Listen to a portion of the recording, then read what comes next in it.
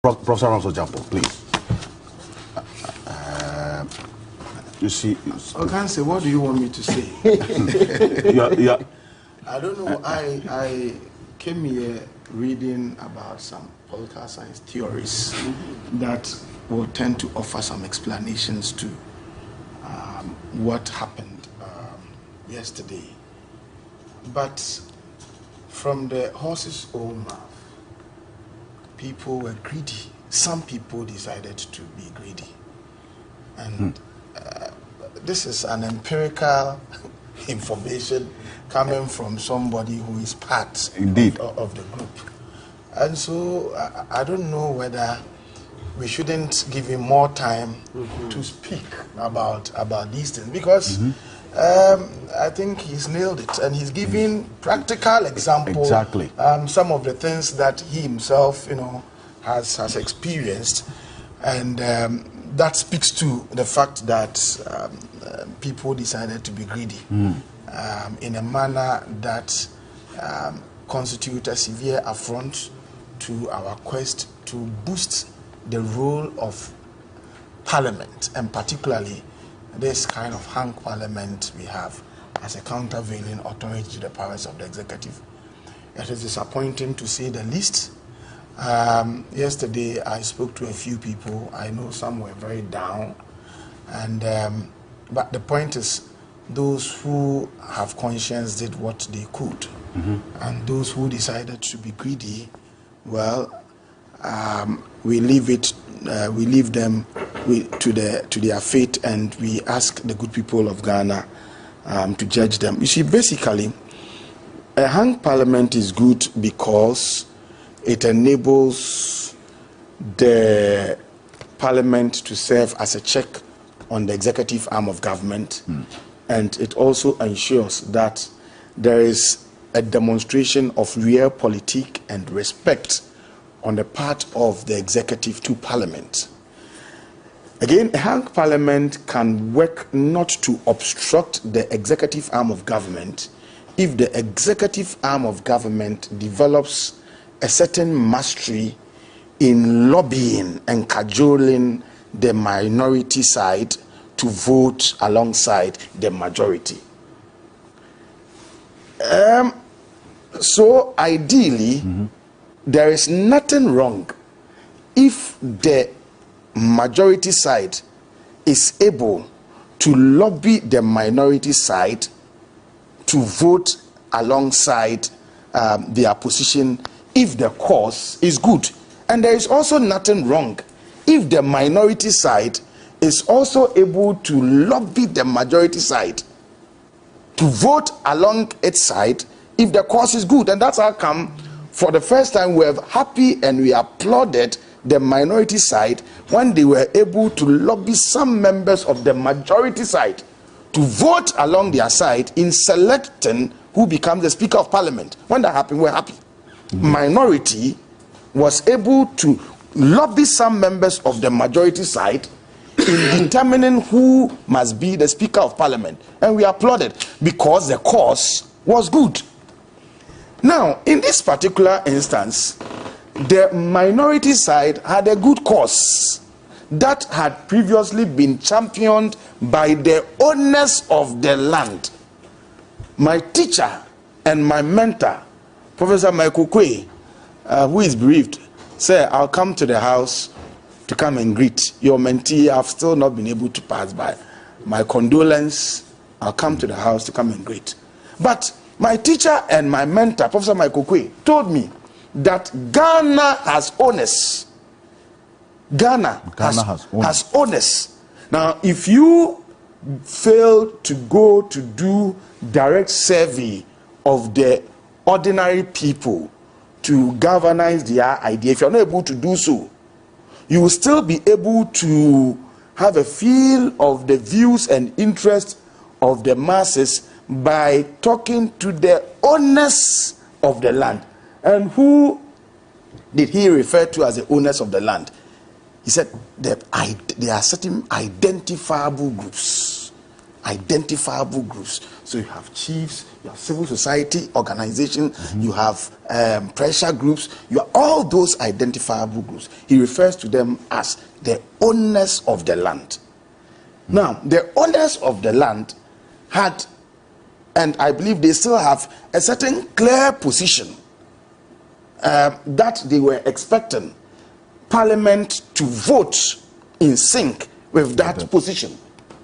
A Parliament that is not able to vote in sync with the position of the owners of the land is not worth its salt. It's not worth its salt. Yes.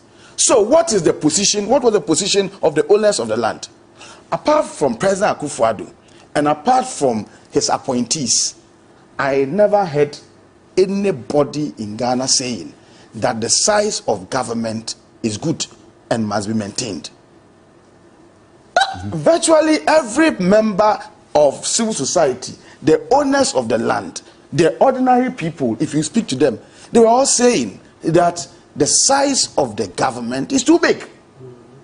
And the complaint had gone beyond the shores of our country to include complaints even from members who are outside the shores of the country, and diplomatic community and development partners. They were all saying that we should downsize.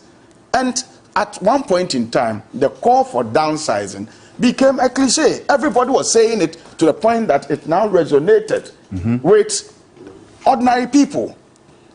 And so, when I heard that members of parliament were saying that they would want to vote in a certain line to ensure that the government downsizes, I felt that they were just serving the interests of their constituents. I've told you that the foremost function of every parliament is representation. Representation essentially connotes acting in a manner responsive to the interests of your constituents. So if the interests and wishes of your constituents say that, look, the size of the government is too big and let us reduce, then you must vote to reflect that size. So the minority side had a good cause. And so, because they had a good cause, I was expecting that they were going to live according to that cause. Lobbying and trying to talk to the other side to vote along your side is normal in every parliamentary democracy. But if you have a good cause and you are lobbied to sacrifice that good cause, then there is something wrong with your head. There's something wrong with your head? Yes, because you have a good cause. And you are there because you are representing a certain interest. The interests you are seeking to represent are the interests of the owners of the fiduciary power that you exercise. And so, if in trying to exercise that interest, you act in a manner that is not in sync with the interests of the people who own the power, then I repeat, there's something wrong with your head. But, well, fortunately, the majority of the minority side voted to support the principled position that they have. The majority of the minority side voted in support of the principled position that they have. But the minority of the minority side kicked against their own principle. Now, I want to hope and believe that all that my senior brother, Dr. Hagen is saying, I want to hope and believe that it's not true. You want to believe I just want to assume that it's not true. The sabotage, the greed. It's coming from the horse's own mouth. I'm trying to play a certain devil's advocate. But you see, so in that case, I hope that those who voted against their own conscience did so out of their conviction that in that case supported the size of the government. But if they did so as a result of what my brother, Honorable MP, is saying, then they are a monumental embarrassment to the cause to strengthen Parliament as a countervailing authority to the powers of the executive. Now, when they are able to identify such people, then I would say that their party and their constituents should deal with them. You should deal with them. When they are able to identify such people, I will say that their party and their constituents should deal with them for voting in a manner that went contrary to, number one, the constituent demand, and number two, the party position. Now, the argument yesterday I was trying to nose around, what really may have accounted for this. And I know my brother here mentioned this particular point in passing, that you see, traditionally, members of parliament and historically, members of parliament, they don't tend to vote against their own when it comes to ministerial appointment. As their Yes. friends and relatives. If you look at the trend, given the relationship that they may have established among themselves. So we come from different camps. But you see, I know politicians who tell me that, you see, our best friends are outside our party. Our enemies are actually within our parties. And so he may be NDC, I may be CPP, but we may be very good friends. Okay, and so I have heard that traditionally and historically, because of the relationship that may have been cultivated, it becomes difficult for members of parliament to vote against their own, especially when there is ministerial appointment. But I'm saying that this practice indeed is a bogus norm that undermines progress in our quest to strengthen parliament. Yes, we may be friends, but if we have a principled position that resonates with the interests and desires and demands of our masses, then friendship should not be able to come in between ourselves and the position or the interest of the ordinary people whose fiduciary trust we exercise. So, I must also add that, if what my brother again said is true, that the few who voted in radical departure of their own principled position to reduce the size of government, if they did so as a result of bitterness, given the recent reshuffle in the minority leadership in parliament, if that is what they did, then I would advise them that it is politically smart on their part for them to cut such bitterness and to offer sincere support to the new leadership, because they will need the support of this new leadership in their future and bigger political future, in their future and bigger political plan. Okay, so those who are being led or influenced by bitterness to attempt to sabotage the current minority leadership must know that they would need the same minority leadership, their support, in their quest to climb higher the ladder of political progression tomorrow. Now, to the majority side, I also say they were unprincipled. Why? Because in not too long ago, some of them came out openly to demand the ousting of Ken Ofori-Atta. And later, when we said it was some of them, later they themselves came to tell us that it is now a majority caucus position that Ken Ofori-Atta must go.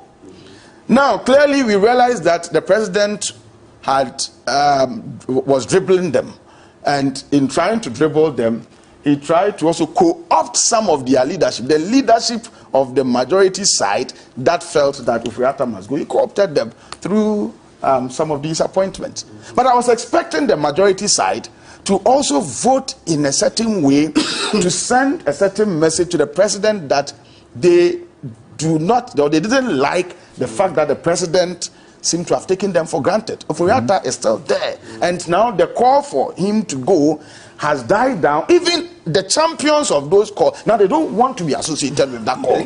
They are scared. If you call and you ask them, they are scared.